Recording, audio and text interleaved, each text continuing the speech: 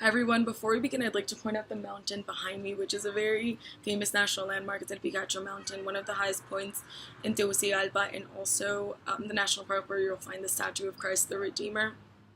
So for this next installment, I thought it would be very instructive and helpful to provide an overview of the actors in the sector and a brief history of the development.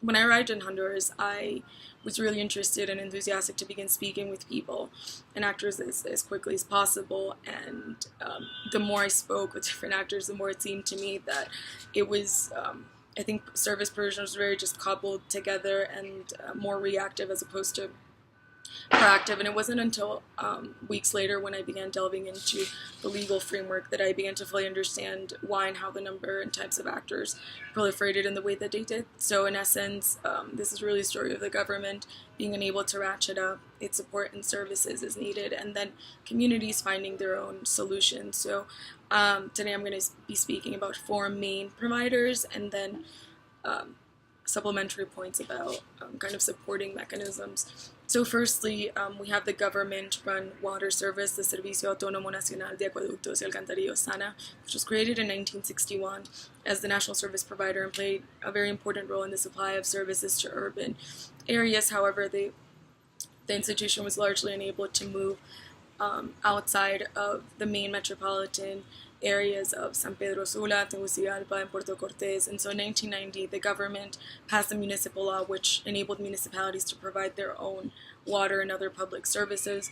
Number two, municipalities. There are currently 298 municipalities in Honduras in 18 departments.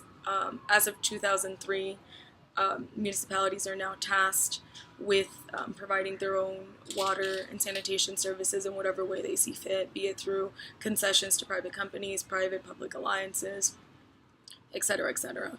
Number three, you have the Junta Administrativas de Agua, which are independent water boards that really began as local, small-scale ways to solve communities' water and sanitation issues in the absence of a strong and capable government provider or government institution. These water boards really began coordinating as they saw fit according to the needs of their communities. So in certain instances they have been the main provider, in others they have been a middleman between a community and then a larger provider like the SANA or municipality. There is no official record of the number of water boards in the country. I have heard and read about estimates between 6,000 and 10,000. Number four, the private sector. So the private sector's companies really fill a gap in the provision of services at a higher cost for communities that are largely underserved because they're difficult to reach and or too small. The private sector companies exist to deliver water essentially in water trucks and meet water needs that way.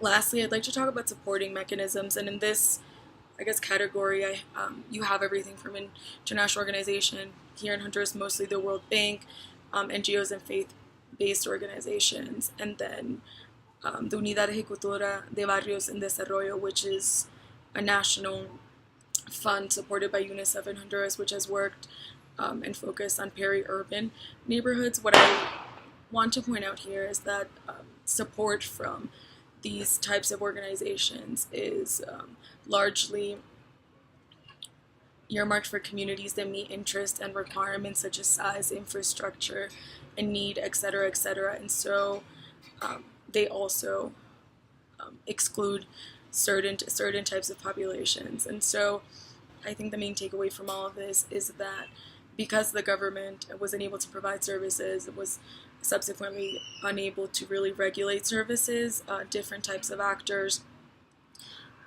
began really developing all throughout the country. And that's also of course been positive because more people have had service to water and sanitation services, but it's also left populations who are already vulnerable exposed to exploitation and higher prices.